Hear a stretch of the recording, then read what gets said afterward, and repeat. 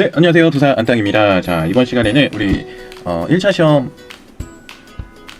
보실 때 시험장에 가서 어떻게 해야 되는지, 그리고 시험 당일 바로 전날에는 어떤 작업을 해야 되는지, 또 우리가 준비해야 되는 준비물은 어떤 것들이 있는지 좀 말씀을 드려보는 시간을 갖도록 하겠습니다. 지금 보니까 이제 어느 정도 강의를 다 들으신 분들은 다 듣고 이제 기출문제 위주로 반복 학습을 하고 계실 것 같아요. 또는 이제 반복 학습을 하면서 나왔던 지문들이 좀 아리송하거나 어려운 지문들을 다시 한번 찾아보면서 그런 식으로 학습을 하고 계실 거라고 생각합니다. 그래서 주말인데도 불구하고 정말 많은 문의들이 들어오고 있고 멋있습니다. 네. 자, 어찌됐든 1차 시험을 보기 위한 준비물에 대해서 한번 얘기를 해보겠습니다. 일단 1차 시험은 객관식이기 때문에 컴퓨터용 사인펜이 필요합니다.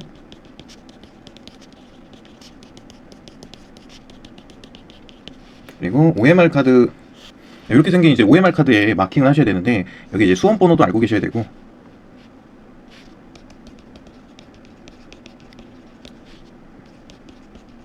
이것도 다 마킹을 하셔야 되고, 요거는 어차피 시험장 가면은 거기 감독관 및 안내자 분이 다 안내를 해주실 겁니다. 그리고 이제 실제로 정답을 체크하는 란이 있겠죠. 그리고 시험지가 있습니다.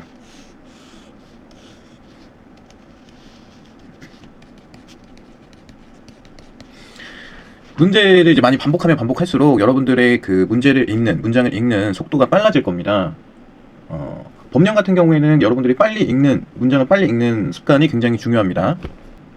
1과목인 법령은 여러분들이 빠르게 읽어도 전혀 문제가 되지 않아요. 오히려 빠르게 읽는 것이 도움이 많이 됩니다. 어디에서 함정을 팠는지, 어떤 틀린 지문을 고르라고 하는 거지, 어떤 걸 맞는 지문을 고르는 건지, 이런 것만 선별해서 그거에 맞는 답안을 빨리빨리 찾아내는 게 중요하죠. 그리고 제가 법령 강의에서 중요하게 강조드렸던 외워야 되는 것들, 뭐 점풀이 앞사고 크곤롤이라든지 원예 공포 금지라든지, 또는 허가 대상 물질, 금지 대상 물질, 그 외에도 외우셔야 되는 것들이 꽤 많았죠.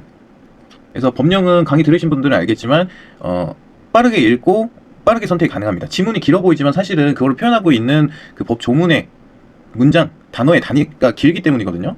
사실은 중요한 단어들을 키워드로 잡으면 전혀 어렵지가 않다. 한번 같이 볼까요? 어떤 건지.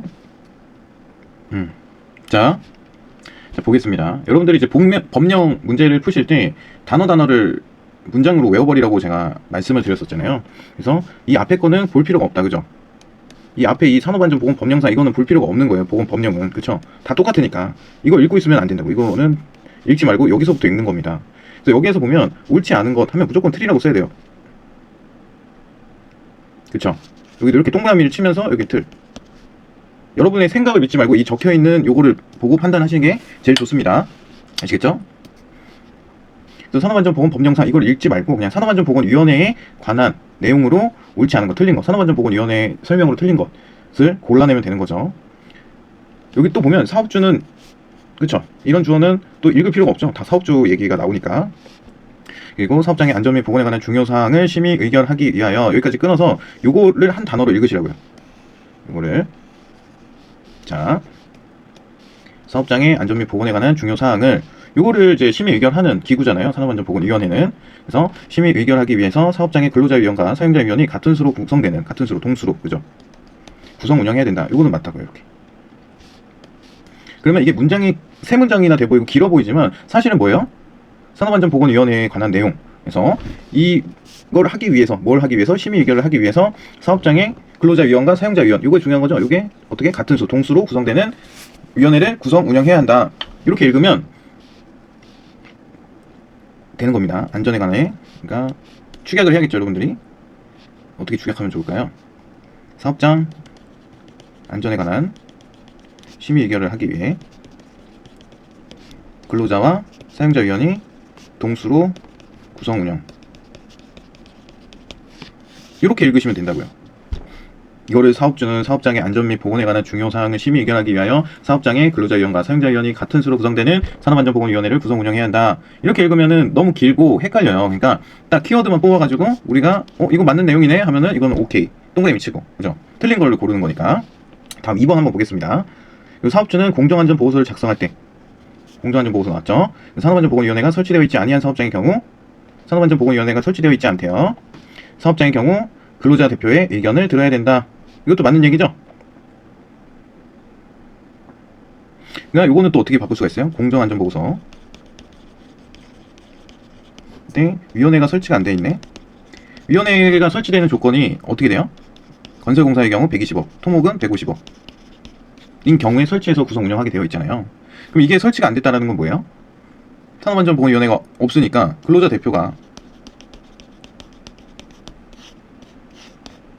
대표로 하여금 근로자의 의견을 들어야 된다, 그 얘기잖아요. 그래서 요거에 관련된 내용을 이렇게 함축 요약해서 보실 수가 있고, 그렇죠? 그리고 3번 보겠습니다. 회의는 근로자위원 사용자위원이 각 가반수 출석으로 개의하고 가반수의 찬성으로 의결한다. 그렇죠? 맞죠? 가반수 출석으로 개의하고 가반수 찬성으로 의결, 이렇게 읽으시면 되는 거고, 사업주는 산업안전보건위원회 또는 근로자 대표가 요구하면, 그러니까 이거는 어떤 사업장이라도, 그죠? 120억 원 이런 거 상관없이 어떤 사업장이라도 작업 환경 측정 결과에 대한 설명회 등을 개최해야 된다. 맞죠? 작업 환경 측정 결과에 대해서 설명회를 개최해야 합니다. 그리고 사업주는 요구할 때, 산업안전보건위원회가 요구할 때 개별 근로자의 건강진단 결과를 본인의 동의가 없어도 공개할 수 있다. 이건 딱 봐도 말이 안 되죠. 동의가 없는데 공개한다는 거는 개인 근로자에게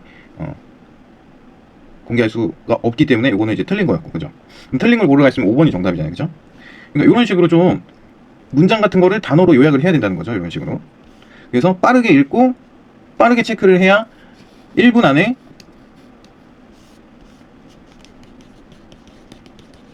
한 문제를 풀 수가 있어요. 다시 말해서 우리가 시험 시간은 총 90분입니다. 그래서 OMR에다가 마킹하는 시간은 좀 보수적으로 잡을게요. 10분 잡겠습니다. 저는 제가 시험 볼 때는 저는 5분으로 잡았는데 좀 타이트하더라고요, 그게. 오히려 마음의 여유가 없어지니까 그냥 보수적으로 10분을 잡아보자고요. 그러면은 우리가 시험 문제를 풀 수 있는 시간은 80분입니다. 그죠? 우리는 총 몇 문제 풀어야 돼요? 75문제. 법령이 25, 일반이 25, 기업진단 지도가 이렇게 나오잖아요. 그럼 한 문제당 1분 안에 끊어야 75문제 다 풀었을 때 우리가 75분이라고요. 근데 어려운 문제가 있을 거고, 손도 못 대는. 어려운 문제는 어떤 문제예요? 신출, 뭐 위생, 뭐 계산 복잡한 거. 그렇죠? 이것도 보수적으로 잡으면 20% 정도 됩니다. 75문제에 20%. 그러면 15문제는 버리고 가야 돼요. 마음 편히 버리고. 그럼 우리가 60문제 맞추려고 하는 거거든요. 과목당 20문제씩. 그쵸? 그리고 꽈락을 면하는 점수, 꽈락 40점입니다. 그럼 배점이 한 문제에 4점이기 때문에 10문제씩. 그래서 검토하는 시간이 필요해요. 검토를 해서 이거는 확실히 맞는 거라고 생각한 정답 A라고 할게요. 이건 조금 아리송한데 맞는 것 같아. 좀 B. 10번은 찍은 문제. 이렇게 해서 분류를 또 하셔야 돼요. 이 20문제에서도. 그래서 C가 가장 적어야겠죠. 예를 들어서 기업진단지도는 정말 보수적으로 잡았을 때 우리가 40점을 맞는다라고 가정을 하면 얘는 10문제는 무조건 맞춰야 되는 거예요. 그렇죠? 그럼 얘는 A가 10개가 있어야 된다는 거예요. 정말 보수적으로. 정확하게 정답인 게 10개만 있으면 된다고요. 기업진단지도는. 법령과 일반에서는 우리가 다 80점을 맞게 하기 위해서 공부를 하기 때문에 맞출 수도 있고, 그렇기 때문에 20문제 맞추면은 딱 80점이에요. 그죠? 배점이 4점이라고 했을 때. 기업진단지도가 이제 10개만 맞추면 40점이라고.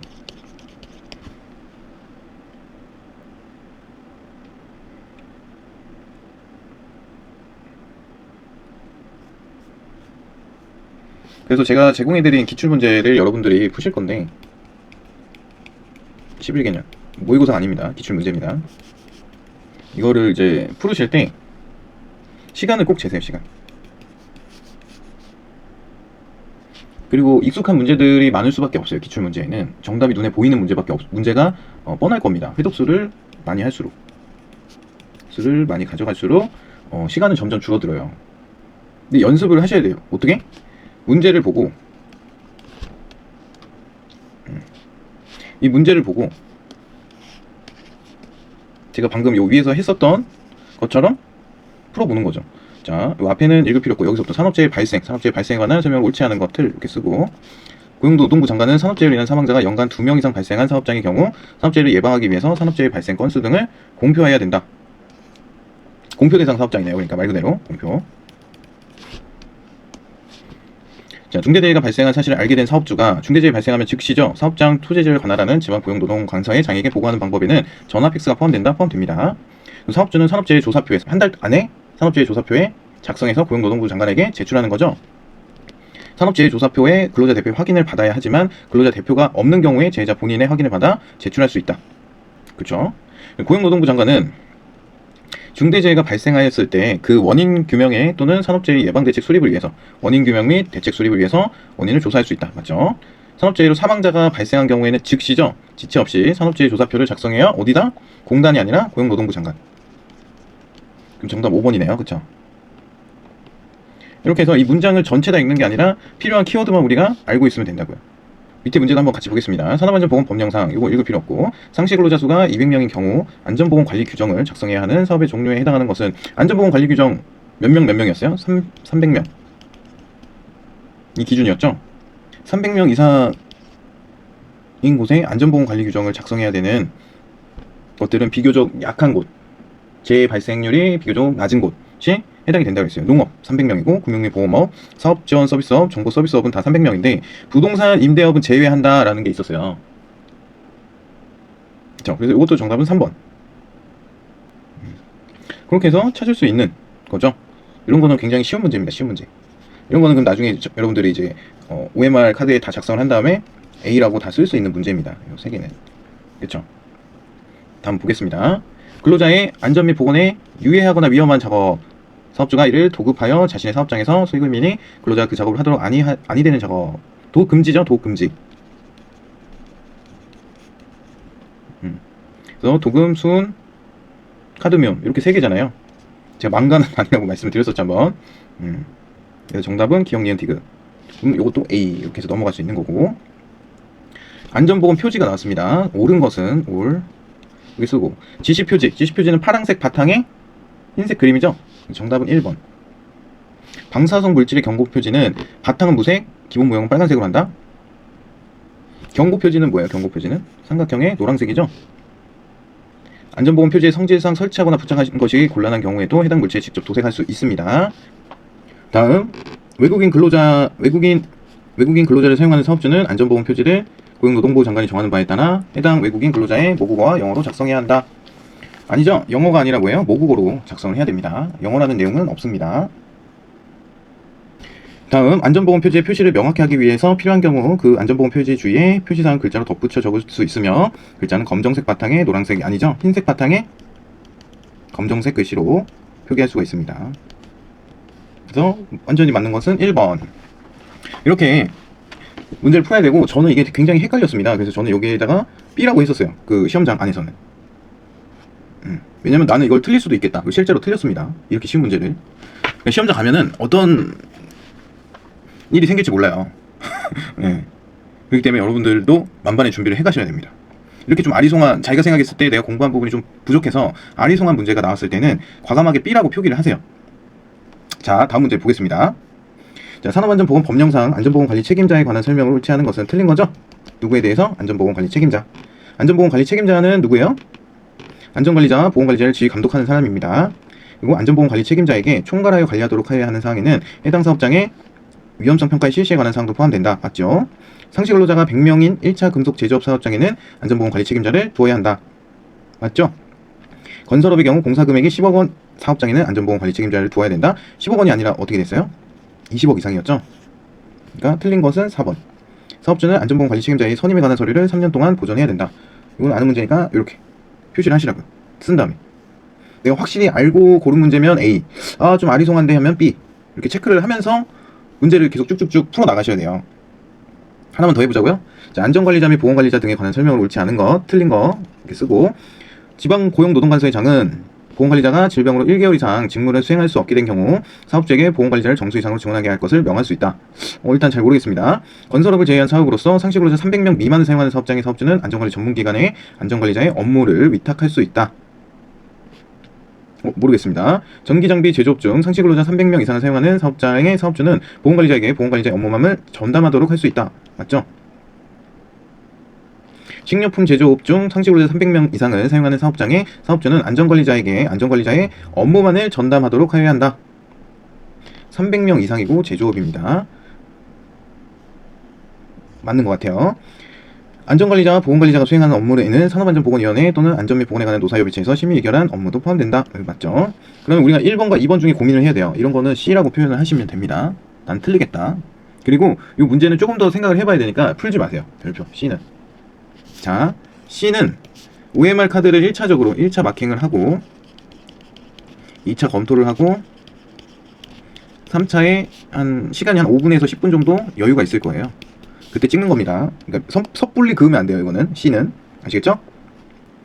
그리고 넘어가는 겁니다. 자, 8번. 관계 수급인 근로자가 도급인의 사업장에서 작업을 하는 경우 도급인이 이행해야 하는 사항에 대해서 해당하는 것을 모두 고른 것은 도급인이 이행해야 하는 사항, 작업장 순회 점검, 정기적으로 안전보건 교육을 하기 위한 장소 및 자료의 제공 등 지원. 맞죠? 도급인과 수급인을 구성원으로 하는 안전 및 보건에 관한 협의체. 이게 뭐예요? 맞죠? 도급인의 사업장에서, 그죠?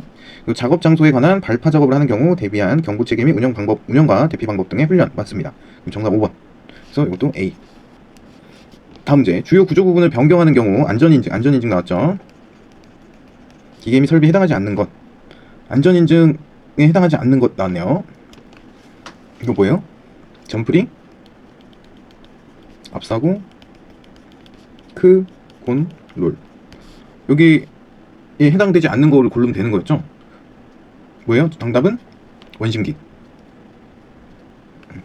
그럼 이것도 A. 이렇게 체크를 하는 거예요. 법령만 어차피 이거 한번 풀어보겠습니다. 자, 용어의 정의로 옳은 것은 용어 나왔다. 작업환경 측정.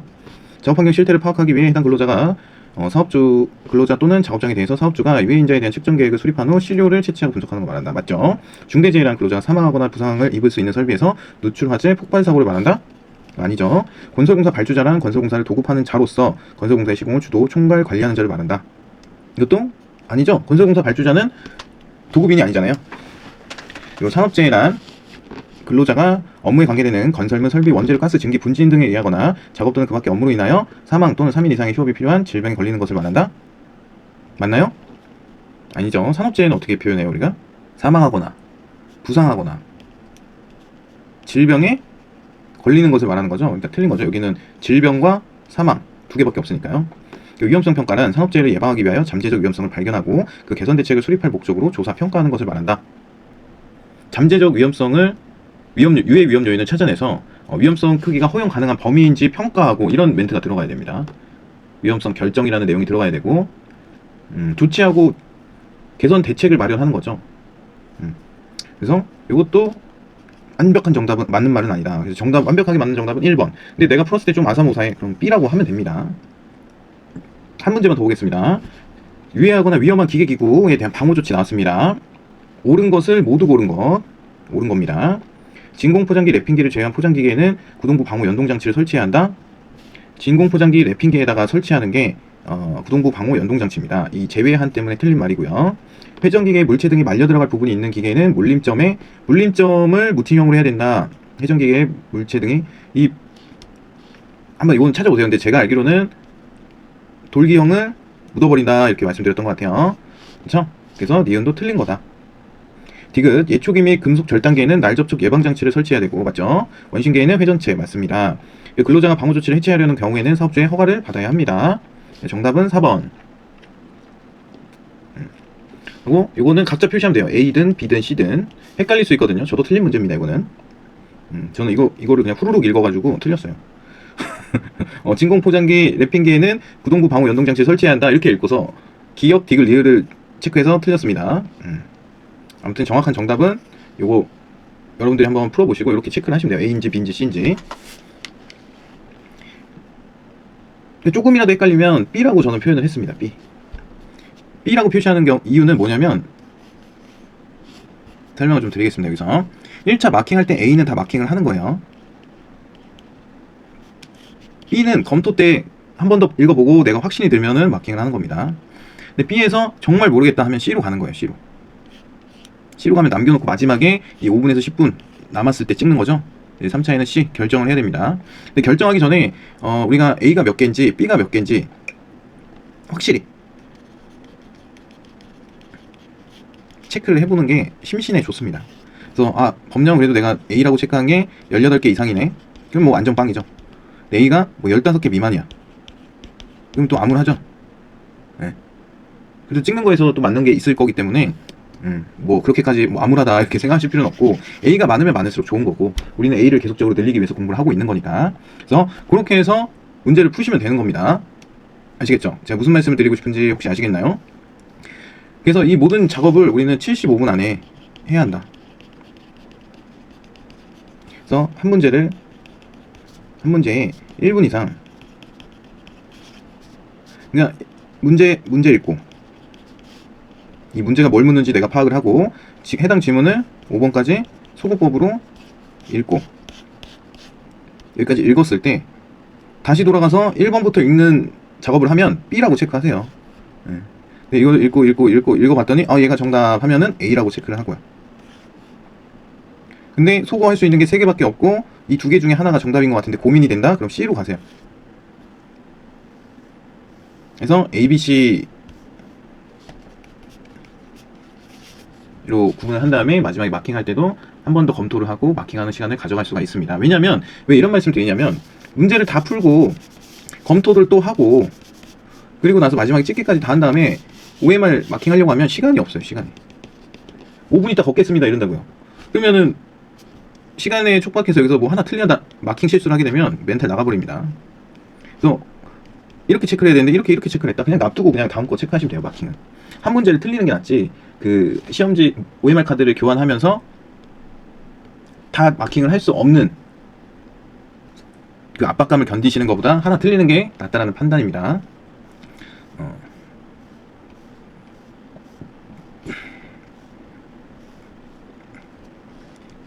그래서 마킹을 잘하는 것까지가 시험이다 라고 보시면 되고, 그래서 항상 이제부터는 이제 기출해독을 많이 하시잖아요.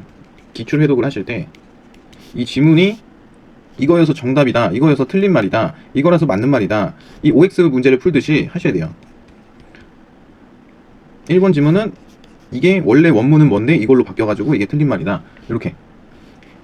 2번 지문은 뭐 때문에 틀린 말이다, 이렇게 해서 X. 이렇게 소거하시는 거 다 아시죠? 저랑 이제 문제 풀어보신 분들은 그렇게 하시고, 그리고 계산 문제 같은 경우에도 실제적으로 우리가 뭐 RT는 1 빼기 FT, 그래서 뭐 2의 마이너스 람다 T, HT는 신뢰도분의 RT분의 밀도함수, 그래서 이게 람다다, 이렇게 알고 있잖아요. 이 공식들 다 외우고 계시잖아요.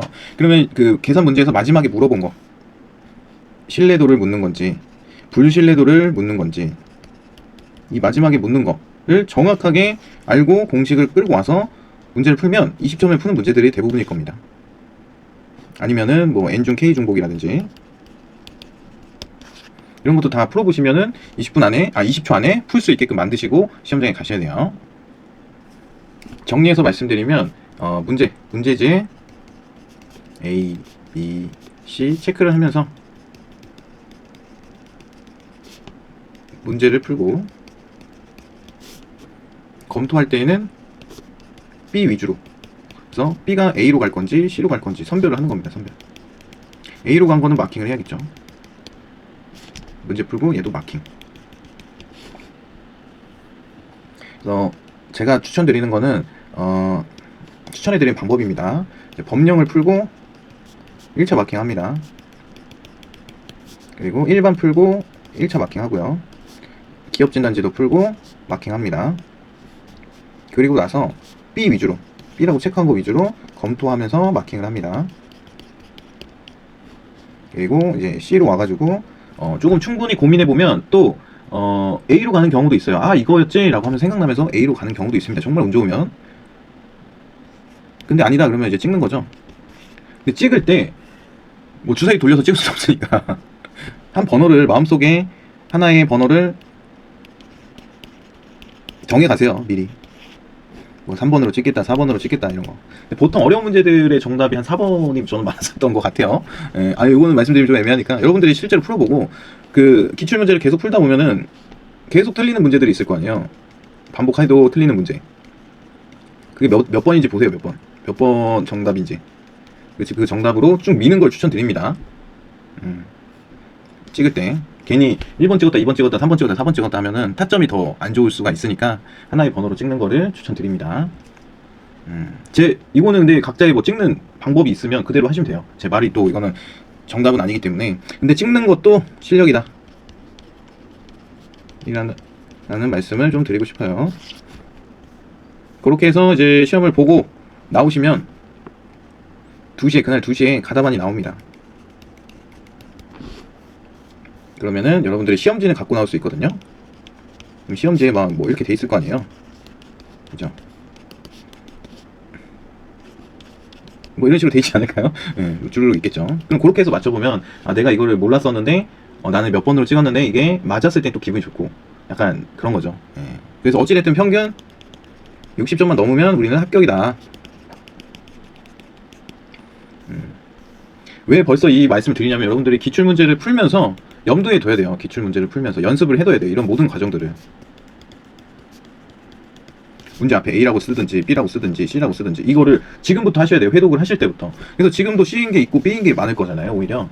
그러면은 점점 줄여 나가는 거죠. 여러분들이 이제 시험 기간이 다가오면 다가올수록 이제 B, C 위주로 볼 거 아니에요.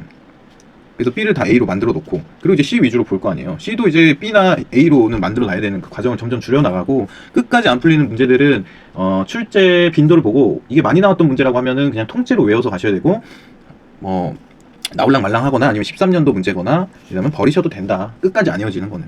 근데 우리가 많은 양의 문제들을 접하면서 풀 수 있는 문제, 그러니까 A를 만들기 위한 과정들을 지금부터 연습을 하셔야 된다라고 말씀을 드리고 싶어요. 이런 거 뭐 누가 1초면 푸는 문제였죠, 방금 거. 그죠? 이런 거는 A. 보건관리자에게 직무교육 나왔네요. 사업주가 보건관리자에게 안전보건교육기관에서 직무 관련 안전보건교육을 이수하도록 하여야 하는 경우 직무교육에 대한 내용이잖아요. 보건관리자 이거는 제가 봤을 때 함정이고 직무교육에 대한 내용이에요. 직무교육은 선임된 지 1년 이내에 직무를 수행하는 데 필요한 신규교육을 받아야 한다. 그리고 보수교육은 언제 받아요? 교육을 받은 날로부터 2년 이내. 원래는 이게 3개월 전후였는데 6개월 전후로 바뀐 거예요. 그래서 정답은 5번이다. 이런 문제들은 한 3초면 풀어내야 됩니다. 그리고 기계 등을 대여받은 자가 설치 해체 작업이 이루어지는 동안 작업 과정 전반을 영상으로 타워크레인이죠? 1초 만에 풀어줄 수 있는 이런 거 그러면 다 어떻게 해야 된다고요? 아무리 아는 거여도 이렇게 하셔야 돼요. 안전검사 대상 기계 등에 대한 안전검사를 면제할 수 있는 경우가 아닌 것은 뭐였어요? 검사를 받은 경우, 검사를 받은 경우, 이것도 검사를 받은 경우네요. 품질 뭐 이런 얘기가 없네요. 고압가스, 원자력, 에너지, 위험물. 정답 4번. 이거 잘 모르겠어. 그럼 C라고 체크하고 넘어가면 돼요.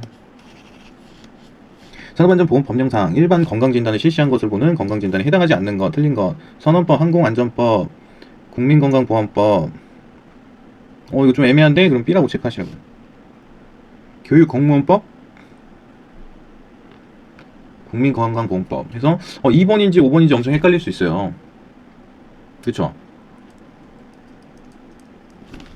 그러면은 요거는 이제 B라고 놔두고 확실히 아닌 것만 이렇게 X하고 2번 아니면 5번이다. 그죠?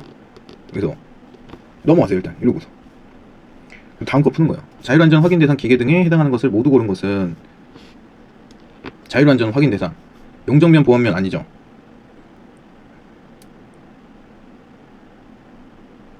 출항 및 감전 위험 방지 안전모 아니고 보안경 아니고 니은 디귿 미음 휴대용 연마기는 제외한다 이런 문구가 있기 때문에 미음도 아닙니다. 그러면 확실히 정답은 2번 이렇게 찾으시면 되는 거죠. 왜냐면 얘네는 다 안전인증이잖아요. 안전인증. 휴대용 연마기는 제외한다 라고 되어 있어요. 법에. 그래서 미음도 틀린 거고 그래서 정답은 2번. 다음 유해인자의 유해성 위험성 분류 기준 중 물리적 인자의 분류 기준으로 옳지 않은 것은 들 소음성 난청을 유발할 수 있는 85dB 이상의 시끄러운 소리. 물리적 인자니까 소음 맞죠? 진동도 맞죠? 방사선도 맞습니다. 에어로졸, 재충전이 가능한 금속 유리 또는 플라스틱 용기 압축 액화 가스 용액 가스를 충전하고 내용물을 가스에 현택시킨 고차이나 액상 입재로 액상 또는 가스상에서 폼 페이스트 불만삭으로 배출되는 분사 장치를 갖춘 것. 일단 우리가 알 수 있는 것은 물리적 인자는 소음, 진동, 방사선, 이상 기온입니다. 4번 에어로졸은 뭐였죠? 에어로졸은 화학물질의 물리적 위험성이죠. 화학물질의 분류기준. 이거는 뭘 참고하시면 되냐면 그 산업안전보건법 시행규칙 별표 18에 있는 내용. 그래서 화학물질 분류기준이 있고 물리적 인자의 분류기준, 생물학적 인자의 분류기준 뭐 있다라고 말씀을 드렸었고, 물리적 인자의 분류기준이 소음, 진동, 방사선, 이상 기압, 이상 기온 이렇게 있습니다. 에어로졸은 화학물질이다. 정답은 4번. 요거는 무조건 알고 계셔야 되는 내용이에요. 틀리면 안 돼요. 틀리면은 제 강의 안 들었다고 말씀하시면 돼요. 아시겠죠? 이거는 법령 시간에도 굉장히 강조했었던 내용이니까. 자, 보겠습니다. 제조 등이 금지된 제조 금지 유해 물질로서 제체 물질이 개발되지 아니하여 고용노동부 장관이 허가를 받아서 제조 사용할 수 있는 허가 대상 유해 물질. 우리 뭐였어요? 이거 금지 대상이죠? 니트로 디페닐도, 디페닐, 터페닐 다 금지죠? 염화 비닐, 황린도 금지입니다. 염화 비닐 뭐였어요? 같이 한번 또 노래 불러볼까요? 오랜만에. 아디그 베트비염 콜타르비치 콜크톨황 이렇게 하는 거였잖아요. 그죠? 여기 B에 있는 게 염화 비닐이잖아요. 아, 요게 염화 비닐인가요? 요거는 비소죠, 비소. 얘는 왜요? 허가 대상 물질이고, 나머지는 때려 죽여도 안 되는 금지잖아요. 금지. 터페닐, 디페닐, 그쵸? B 나프타라민, 황린 이런 거. 그러니까 이거는 완전 A. 이것도 틀리면 저 아는 척 하지 마세요. 아시겠죠? 네. 자, 다음 작업환경 측정기관으로 지정받을 수 있는 자에 해당하지 않는 것은 작업환경 측정기관, 의료법, 고등교육법의 대학, 법인, 산업안전보건법에 따라 자격증을 취득한 산업보건지도사. 정답은 5번. 됐죠? 자, 산업안전보건법령상 휴게실 설치 관리기준 준수대상 사업장에 관한 규정 일부이다. 휴게실 몇 명 이상을 사용하는 사업장, 몇억 원 이상의 사업장 뭐예요? 20명, 20명입니다. 20명, 20억. 정답은 4번. 굉장히 쉽죠?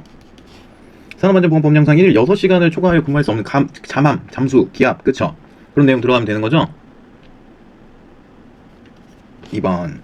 고기압 환경에서는 6시간 이상 초과할 수가 없잖아요. 잠수하시는 분들이 뭐 20분 들어갔다가 나와서 휴식해야 되고, 안 그러면 잠수병 걸린다 그러잖아요. 그죠? 그런 거 연관해서 생각하시면 됩니다. 1년 이하의 징역 또는 1천만 원 이하의 벌금에 처해질 수 있는 자는, 이거는 외우지 않았다 그러면 C예요. 그죠?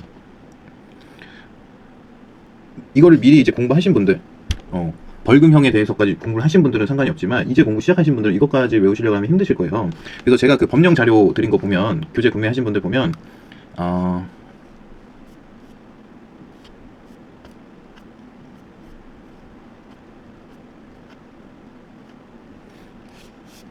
이게 보면 제가 이거 적어드렸잖아요. 그죠? 1년과 3년만 해라. 산업재해 은폐 교사 공모, 해고나 그 밖에 불리한 처우, 중대재해 현장 훼손, 고용노동부 장관의 원인조사 방해, 조사 수고 성능시험 방해, 자격증 대여 및 알선, 건강진단, 작업환경 측정, 근로자 건강장애, 자율안전 확인 표시 위반, 자율안전 사용금지 위반, 유해위험 기계기구 방호 조치 아니하고 양도대여 설치 제공, 안전인증을 받지 않은 유해위험 기계기구 설비 등의 안전인증 표시한 자, 뭐 이렇게 있는데, 그래서 보면 되죠. 물질안전보건자료, 양도하면서 양도받은 자에게 물질안전보건자료를 제공하지 아니한 자, 그런 거 없죠? 이거는 방호조치잖아요. 방호조치 아니고, 자격대여 행위를 금지를 위반하여 다른 사람에게 자격증 대여 및 알선. 정답은 2번이었겠네요. 그죠? 여기에 제가 그 벌칙 해서 뽑아놓은 겁니다. 법령 보고. 여기 있으면은, 여기에 적혀있는 이 앞에 요약되어 있는 건 여러분들이 무조건 아셔야 된다 그랬죠? 그죠? 자, 다음 문제 보겠습니다. 근로감독관 등에 관한 설명으로 옳지 않은 것은 근로감독관. 근로감독관은 기계 설비 등에 대한 검사에 필요한 한도에서 무상으로 제품, 원재료 또는 기구를 소개할 수 있다. 맞습니다. 근로감독관은 산업안전보건법에 따른 명령을 시행하기 위해 근로자에게 출석을 명할 수 있다. 맞죠? 근로자는 사업장의 산업안전보건법 위반 사실을 근로감독관에게 신고할 수 있다. 맞죠? 한국산업안전보건공단 소속 직원이 지도 업무 등을 하였을 때에는 그 결과를 근로감독관 및 사업주에게 즉시 보고해야 한다. 지도 업무 등을 하였을 때는 근로감독관이 아니라 고용노동부 장관에게 보고해야겠죠? 4번.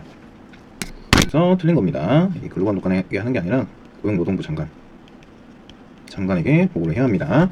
의료법에 따른 한의사는 5일의 입원 치료가 필요한 부상에 환자의 업무와 관련성이 있다고 판단할 경우 치료 과정에서 알게 된 정보를 고용노동부 장관에게 신고할 수 있다. 맞습니다.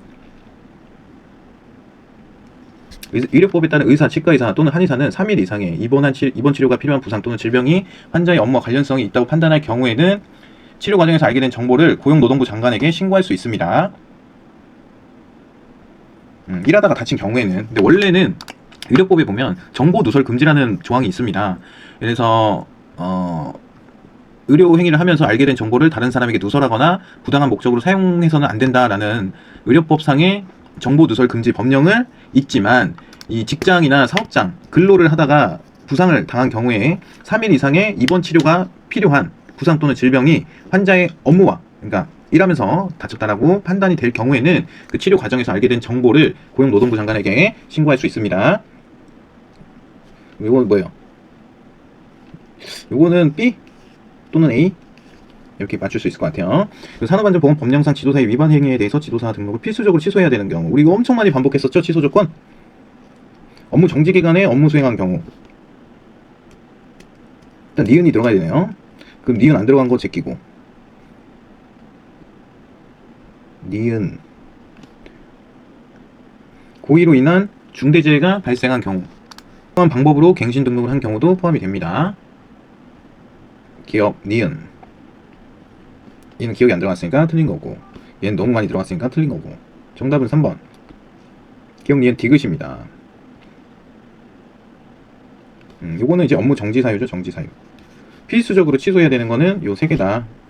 그래서 정답은 3번. 이렇게 해가지고 이것도 뭐 B 이렇게 줄게요. 일단 그러면 다시 여기 올라와가지고 마킹을 이제 하는 거예요. 이게 A였으니까 마킹하면 되고, A가 몇 개? 하나, 둘, 셋, 넷, 여덟, 아홉, 열. 일단 40점 넘네요. 열, 열하나, 열둘, 열세, 열네, 열다, 열여, 16개. 16개 A죠? 그럼 몇 점이에요? 6, 4, 6에 24. 64점. 그리고 B라고 체크한 거에 B 한번 보겠습니다. B 하나, 둘, 5개네요. 5개에서 절반만 맞췄다고 생각해보자고요. 2.5개. 그러면 뭐 8점에서 10점 정도 되겠죠? 그러면 74점. C는 다 틀렸다고 가정해볼게요. 그럼 74점 정도 여러분들이 획득할 수 있는 겁니다. 그죠? 이것도 엄청 보수적으로 잡았을 때 C에서 또 맞출 수도 있는 거잖아요. 그죠? 그러면은 정말 여유롭고 넉넉하게 80점을 가져갈 수가 있습니다. 그래서 요 말씀드린 방법으로 말씀드린 방법 ABC 탈법 네, ABC 방법으로 기출해독을 늘려가시고 A를 많이 맞출 수 있게끔 여러 번 반복을 하시고, 이 문장이 어디서 나왔었는지 그 문장은 또 한 번 더 보시고, 법령의 경우에는 그렇게 하셨으면 좋겠습니다. 일반도 마찬가지죠. 뭐 일반은 사실 위험성 평가라든지 이런 거는 여러분들이 틀릴 이유가 없거든요. 문제를 너무나 쉽기 때문에 일반도 80점, 90점 맞아야 된다고 저는 생각합니다. 네. 기업 진단 지도는 40점 이상 맞으면 되는 거고요. 그렇게 해가지고 좀 공부를 요령껏 하시는 게 좋지 않나. 요령껏. 나 산업안전보건법 1조 목적부터 무조건 다 외울 거야 라고 하시잖아요. 그러면 우리가 봐야 되는 법 조항이 몇 조항이죠? 과태료까지 하면은 175조에 시행령이 또 119조가 있고요. 시행규칙이 또 몇 조가 있어요? 243조. 그러면은 거의 한 500개 이상의 조항을 외우셔야 되는데 그게 사실상 말이 안 되잖아요. 그러니까 요령껏 준비하셔라 라는 말씀을 좀 드리고 싶었어요. 그래서 1차 시험 같은 경우에는 사실 여러분들이 많이 알고 적게 알고 많이 알고, 그러니까 중요한 게 절대 아닙니다. 당연히 많이 알면 좋겠지만 오지선다를 얼마나 빠르게 정답을 찾아가느냐, 이게 굉장히 핵심입니다. 핵심. 그리고 법령 강의나 뭐 일반 강의에서도 말씀드렸지만 공부를 하는 데 있어서 너무 깊고 딥하게 하실 필요는 없다라는 말씀을 또 강조드리고 싶어요. 너무 이거는 이거고 저거는 저거고 아닌가? 라는 생각에 빠지잖아요. 그럼 진도를 나가기가 힘들어요. 그거에 대해서는 마스터가 되지만 우리가 그 박사과정을 밟는 게 아니잖아요. 척척 박사님이 되려고 하는 게 아니라 시험에 합격하기 위한 공부를 하는 것이기 때문에 진도는 빠르게 빼고 많은 반복을 통해서 합격을 하기 위한 점수를 얻어내는 게 중요한 겁니다. 예, 뭐 단어 하나에 뭐 목매지 않으셨으면 좋겠어요. 그리고 이제 간혹 뭐 컴시비티나 이런 데 보면은 오답이라든지 뭐 중복 또는 전항 정답 처리 이런 거 있거든요. 저는 이런 문제는 과감히 버려도 된다. 그거랑 비슷한 문제가 다른 문제로 또 있기 때문에 이런 거에 늪에 빠지면은 오히려 여러분이 알고 있는 지식이 흔들릴 수가 있어요. 그렇기 때문에 이렇게 아리송했었던 과거의 문제들은 그냥 삭제하고 안 보시는 게 좋습니다. 그런데 또 빠지면은 헤어나오는데 또 시간이 많이 소요가 되더라고요. 그래서 조금 똑똑하게 요령껏 공부를 조금 하셨으면 좋겠고, 하루에 몇 시간 공부해야 되냐 뭐 이렇게 물어보시는 분도 가끔 있으신데 그런 거 없습니다. 그냥 하루 종일 공부하신다고 생각하시면 돼요. 틈틈이 얼마나 좋아요. 요즘 세상이 좋아져가지고 핸드폰에다가 뭐 파일을 넣어서 보든지 아니면은 뭐 어플 같은 걸 이용하든지 컴시비티에 가서 기출 회독을 많이 해보시든지 아니면 유튜브로 귀에다가 에어팟 끼고 버즈 이런 거 끼고 그러고 들으면 되죠. 여유 시간에. 그렇게 하라고 제가 컨텐츠를 제공하고 있는 거고요. 그렇게들 많이 이용하고 계실 거라고 생각이 듭니다. 공부에 관련된 것만 보셔도 충분할 것 같아요. 그리고 좋은 채널들이 또 많이 생기고 있는 것 같아요. 지도사 쪽으로 해서도 그런 것도 많이 활용해 보시면 좋을 것 같고요.